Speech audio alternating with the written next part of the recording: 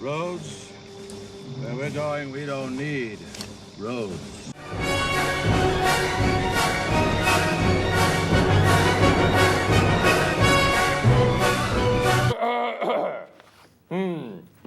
Hot.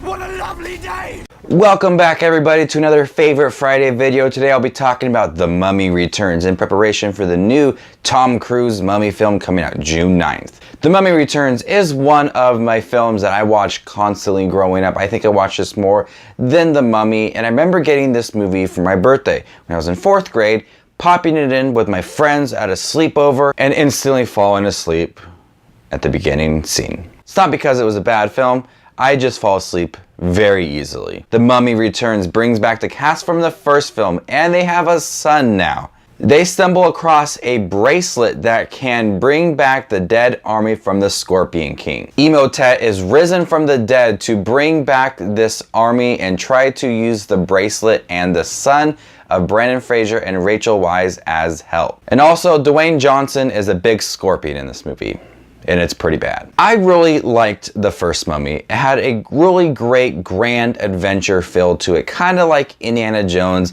with a mixture of Egyptian tombs and just a fun sense of adventure. And I really admire it. Thought Brendan Fraser was pretty funny and just had this grand scope of adventure that I really latched onto. And The Mummy Returns did just that, but made it more fun. These aren't Oscar-worthy films. They aren't films that have the best editing whatsoever, but it's a film that you can sit back, relax, and just enjoy. They changed the dynamics in this film by adding in the son, who's 8 years old, and his name is Alex. He adds a lot to the film. He's stubborn and he's brave, just like both of his parents. And he's quite funny, and there's a lot of charm to this young boy, and it's fun to see him interact with his father and his mother and even the mummies. I think it was smart to bring in a new character to the family. We also got the brother of Rachel Weisz, Jonathan, who adds for a lot of comedic moments again in this film, just like the first film. But I really liked the kid in here, especially when I was a kid. I thought it was so cool that a young boy like my age was going on these adventures with his parents.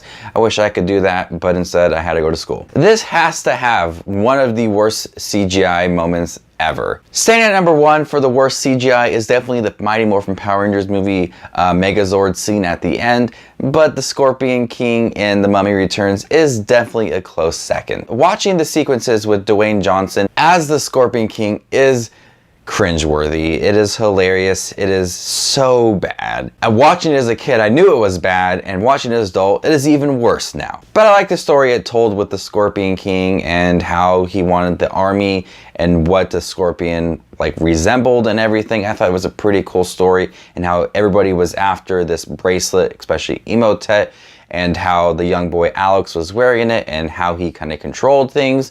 I thought it was a pretty cool storyline, and it ended very nicely. The film takes the adventure sense from the first film and definitely ups it another level in this one.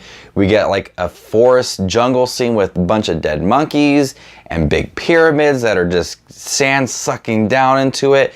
It's a lot of fun, and even though the CGI is cringeworthy and just bad sequences overall, it's very fun. It's a very fun film that just knows what it wants to be, a mindless, dumb action fun film, and I really adored it. I just sat down and watched it again. My wife watched it for the first time, and I just still really like this film. It's funny. There's really cool action sequences. The mummies are sometimes scary. It's just overall a film that is on all levels just fun. And when a film is fun, you can forget about the bad things like Dwayne Johnson, some of the acting in here. And it's a film I watched a lot as a kid, so also it has like that special place in my heart where it could be really bad, but I still really loved it because I watched it at a young age. So I'm gonna go ahead and give The Mummy Returns a B+. Stay tuned for my review of The Mummy Tomb of the Dragon Emperor. It's not gonna be on my Favorite Friday, so you can kind of tell where that's going to go with that review. Thank you guys for watching my Favorite Friday series for The Mummy Returns in preparation for The Mummy starring Tom Cruise coming out June 9th. Kind of curious how that will go. Not sure if it's going to be like this film and how The Mummy Returns and The Mummy had an impact on me, but hopefully it's good. We'll see. So this is Just Watch Movies, and you stay classy, YouTube.